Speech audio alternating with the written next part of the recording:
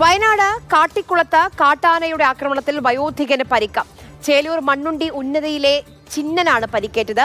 വീട്ടുമുറ്റത്ത് ശബ്ദം കേട്ട് ചെന്നപ്പോൾ കാട്ടാന ആക്രമിക്കുകയായിരുന്നു. ഇംതിയാസ് കരീം വിവരങ്ങളുമായി നമുക്കൊപ്പം ചേരുന്നുണ്ട്. ഇംതിയാസ്, ആരോഗ്യനില എങ്ങനെയാണ് ഇദ്ദേഹത്തിന്റെ?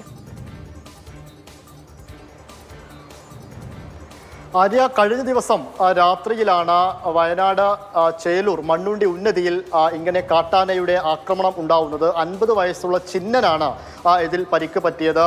ചിന്നൻ ഈ രാത്രിയിൽ വീട്ടുമുറ്റത്ത് ശബ്ദം കേൾക്കുന്നു. വീട്ടുമുറ്റത്ത് ശബ്ദം കേട്ടതിനെ തുടർന്ന് വീട്ടുമുറ്റത്തേക്ക് ടോർച്ചുമായി ഇറങ്ങിയതാണ്. ടോർച്ചടിച്ച് ഈ ശബ്ദം കേട്ടത് പരിശോധിക്കുന്നതിനിടയിലാണ് കാട്ടാനയുടെ ആക്രമണം ഉണ്ടാവുന്നത്. ഈ ആക്രമണത്തിൽ ചിന്നന്റെ 6 വാരിയെല്ലുകൾക്ക് ക്ഷതമേറ്റിട്ടുണ്ട്. തോളെല്ലിനും പരിക്ക് പറ്റിയിട്ടുണ്ട്. പ്രാഥമിക പരിചരണമൊക്കെ തൊട്ടടുത്ത് തന്നെ നൽകിയതിന് ശേഷം ഇപ്പോൾ കോഴിക്കോട് മെഡിക്കൽ കോളേജ് ആശുപത്രിയിലേക്ക് ചിന്നനെ മാറ്റിയിട്ടുണ്ട്. അവിടെ ഗുരുതര പരിക്കുണ്ട് എന്നാണ് ഡോക്ടർമാർ അറിയിച്ചിരിക്കുന്നത്.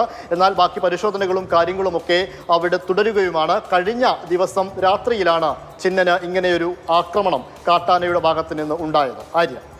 ശരി.